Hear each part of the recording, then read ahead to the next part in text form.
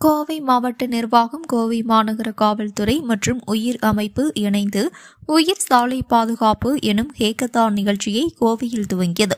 இதனை தமிழக மின்சாரத்துறை அமைச்சர் செந்தில் பாலாஜி துவக்கி வைத்தார். கோவை மாவட்ட நிர்வாகம், கோவை மாநகர காவல்துறை மற்றும் உயிர் அமைப்பினர் இணைந்து உயிர் சாலை பாதுகாப்பு ஹேக்கத்தான் 2025 எனும் நிகழ்வை தமிழக அரசின் நிதியுதவியுடன் செயல்படுத்தப்பட்டு கோவையில் சாலை பாதுகாப்பு மற்றும் மாதிரி நகர திட்டத்தின் ஒரு பகுதியை முன்னெடுத்துள்ளது.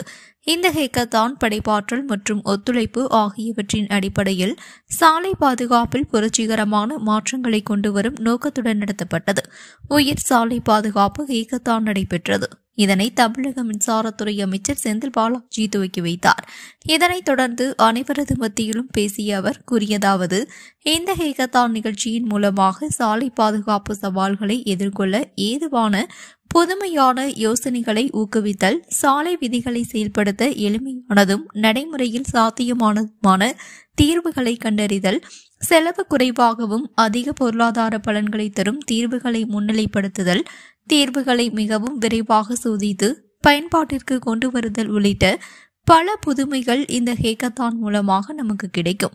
மேலும் கோவை மாநகரில் தொடர்புடைய உள்ளூர் சாலை பாதுகாப்பு சவால்கள், செயற்கை நுண்ணறிவு தொழில்நுட்ப அடிப்படையிலான புதுமை, சமூக அடிப்படையிலான தீர்வுகள், ட்ரோன் தொழில்நுட்ப பயன்பாடு மற்றும் விளையாட்டு ரீதியான சாலை பாதுகாப்பு விழிப்புணர்வு ஆகிய தலைப்புகளில் கவனம் செலுத்தி நடைமுறையில் சாத்தியமான தீர்வுகளை உருவாக்குவதற்கு பங்கேற்பாளர்களை ஊக்குவிக்கிறது என்று கூறினார்.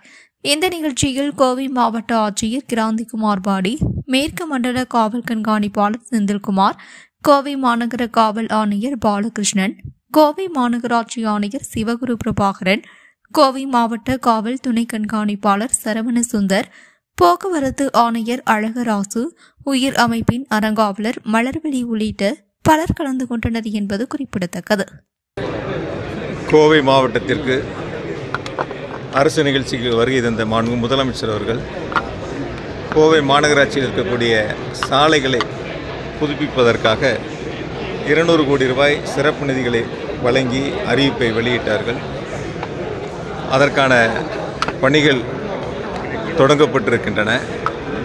மேலும் கூடுதலான ஒரு சிறப்பு செய்தி, காந்திபுரம் பேருந்து நிலையத்தை புதுப்பிப்பதற்கு 30 கோடி ரூபாய் நிதிகளை வழங்கி மாண்பு முதலமைச்சர் அவர்கள் உத்தரவுகளை வழங்கியிருக்கின்றார்கள். அதேபோல் சக்தி ரோடு சாலையை அகலப்படுத்துவதற்காக 54 கோடி ரூபாய் நிதிகளை வழங்கி மாண்பு முதலமைச்சர் அவர்கள் உத்தரவுகளை வழங்கியிருக்கின்றார்கள். இந்த 2 பணிகளுக்காக ஏறத்தாழ 84 கோடி ரூபாய் கோவை மாவட்டத்திற்கு, கோவை மாநகராட்சியினுடைய இந்த வளர்ச்சிகளுக்கு மாண்பு முதலமைச்சர் அவர்கள் நிதிகளை கொடுத்து தொடர்ந்து கோவை மாநகராட்சியினுடைய, கோவை மாவட்டத்தினுடைய வளர்ச்சிகளுக்கு பல்வேறு திட்டப்பணிகளை கொடுத்து மற்ற மாநகராட்சிகளை விட கோவை மாநகராட்சி சிறந்து விளங்க வேண்டும் என்ற முனைப்போடு இந்த பகுதி மக்களுடைய கோரிக்கைகளை ஏற்று தொடர்ந்து நிதிகளை வழங்கி வருகின்றார்கள், திட்டங்களை செயல்படுத்தி வருகின்றார்கள். எனவே இன்னும் பல திட்டங்களை மாண்பு முதலமைச்சர்கள் வழங்க தயாராக இருக்கின்றார்கள்.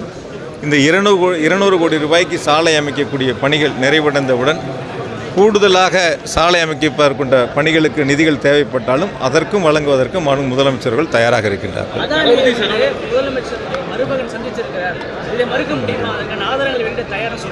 சில பேர்த்துக்கு ஊரில் வேலை வெட்டி இல்லைங்க, சில பேர்த்துக்கு ஊரில் வேலை வெட்டி இல்லை. ரொம்ப நாளாக நீங்களாம் அவங்கள மறந்துட்டீங்க, பத்திரிக்கை தொலைக்காட்சியெல்லாம் மறந்துட்டாங்க. கொஞ்சம் எதாவது நீங்கள் திரும்பி பார்க்கணும்ல, அதுக்காக சில கருத்துக்களை போகிற போக்கில் சில கருத்துக்கள் சொல்லிட்டு போகிறாங்க. உங்களுக்கும் வேலை இருக்குது, எங்களுக்கும் வேலை இருக்குது. அரசு நிர்வாகம் செம்மையாக செயல்பட்டுக்கிட்டு இருக்குது. பலவிதமான வளர்ச்சி திட்ட பணிகளை மாவட்டந்தோறும் முதலமைச்சர்கள் செயல்படுத்திகிட்டு இருக்காங்க. அந்த செய்திகளை வெளியிடும்போது சில பத்திரிகையாளர் கேள்வி கேட்கலாம், வேறு எந்த மாநிலங்களும் இது மாதிரிலாம் இல்லையா, வேறு எதுவும் கேட்குறது இல்லையே,